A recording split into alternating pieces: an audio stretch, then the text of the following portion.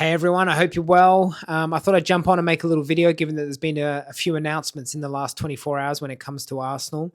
Um, look, I've listened to a lot of people's opinions on this whole Norgaard situation, and I think I want to start off on the piece of news from yesterday that really kind of caused a bit of emotion in me, and that was the announcement that it looks like Thomas Partey is all set to leave Arsenal, and I think that is massive, people. I really, really do think that is a massive loss for us moving into this season. I think, yes, you can question his injury record since he's arrived at Arsenal, but the simple fact is that when he's at his best, not only is he the best option at six, but he makes Arsenal a much better team. And I think his departure is massive. I really don't like the idea of us moving into this season with him as, with Zubimendi as our starting six. I personally think Zubimendi will need time to find his feet and to settle and to find his rhythm. And I don't think we have that luxury next season. We don't have the luxury of allowing players 3, 6, 12 months to bed in. We just don't have it. So I'm just so disappointed that we're not in a situation where it's Zubimendi and Partey, because the way I would have played it is I would have had Partey as my starting six, and I would have allowed Zubimendi to kind of find his feet, learn off Partey, interchange with Partey, and then all of a sudden, you're choosing between Partey and Zubimendi as your six, which I think is a really strong position. But that's obviously not going to happen now. And so that means all of the pressure in that vital role of kind of sitting in front of that back four falls on a player who's never played in the Premier League and is completely new to the way we play football. And that really concerns me. I think the arrival of Norgaard is what it is. Like he's a good, solid player. I've heard a lot of people talk about like it's a good signing from a squad depth point of view, but I disagree with that because ultimately we're losing two players and we're bringing two players in. So we're the exact same. We've lost Partey and Jorginho and we're bringing in Zubimendi and Norgaard. And on the face of it, on the premise that I haven't watched enough of Norgaard or Zubimendi, like if you're giving me an option right now, I'm probably picking Partey and Jorginho. I mean, I think Norgaard is better than Jorginho now in this right now. But if you're giving me the combination, I'd rather keep Partey and Jorginho and go big on our front line than have Zubimendi and Norgaard, I think. So, yeah, I in an ideal world, I'd have Zubimendi and Partey, and then I'd bring Norgaard in on top of that. That is real squad depth. Now, some people might say, "Oh, that's not reality," but my biggest issue with Arsenal for many a seasons is we just haven't had real squad depth. Whereby if someone's injured, we've got options. If someone's not playing well, we've got options to replace them and freshen it up. We've never had that, and I think losing two, bringing two in, we're just the same as we were. So that's my concern there.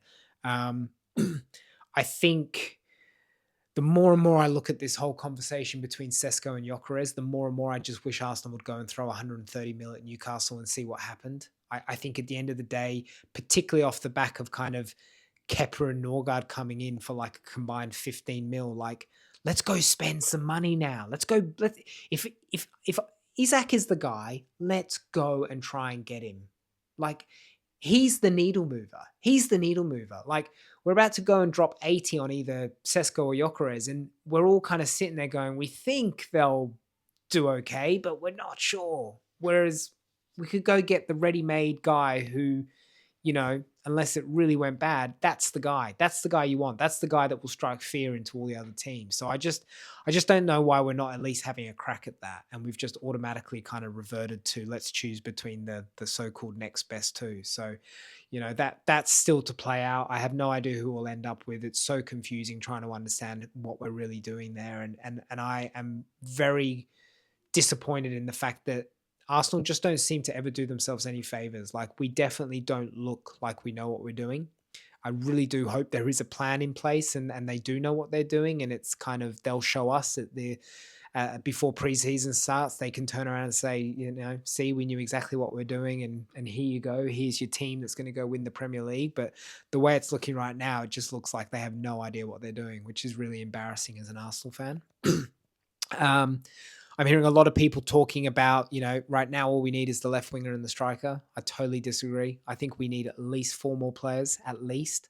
I think if we lose a Zinchenko or a Kivior, we have to bring in another defender. I think we have to bring in a kind of creative, attacking, robust kind of central creative player to compete with Odegaard and to step in when Odegaard's not playing well. I mean, we can't ignore how bad Odegaard was last season. And again, we can't afford him to be playing at that level this season. We just can't afford it. So we need to have an option if he's not the Odegaard of 2 seasons ago. So I think we have to be bringing in a kind of 8-10 creative, someone who's going to add to the goal tally. I think we all know that we need an upgrade on the left-hand side. I personally would keep Martinelli. I know a lot of people are talking about, do we get rid of Trossard or Martinelli? For me, it's Trossard. I think Martinelli is still young. I think his ceiling is way higher. I think that he will find another level. And I think what he offers us both back and forward is just night and day to Trossard. And I think he's a really good option to have coming off the bench. But I do agree that we need an upgrade on Martinelli. We need a Rodrigo type to come in and really kind of move that needle. So yeah, I think minimum 3-4 players are still required if we want to talk about a team that has real squad depth, that is really ready to compete on four levels. So there's still a lot to be done. And I disagree with anyone kind of saying we just need that striker and left winger now. I don't think that's the case.